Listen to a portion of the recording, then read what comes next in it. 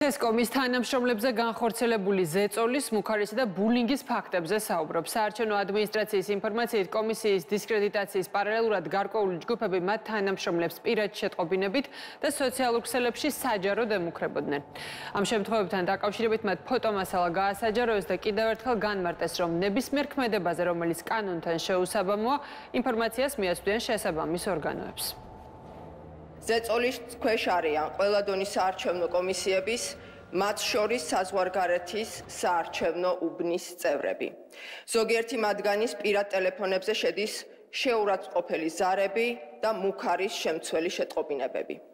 შეურაცხყოფას, ზეწოლას, ბულინგს და სიძულვილის ენის გამოყენებას ინტენსიური ხასიათი აქვს სოციალურ ქსელებშიც. ზეწოლა ხორციელდება როგორც ინდივიდუალურად კონკრეტულ პერსონებზე, ისე უწყების ოფიციალურ ვებგვერდებზე, სოციალურ ქსელში. ნებისმიერი განხორციელებული ზარი თუ შეტყობინება, რომელიც იქნება კანონთან წინააღმდეგობაში, გადაიგზავნება შესაბამის ორგანოებში შემდგომი რეაგირებისთვის.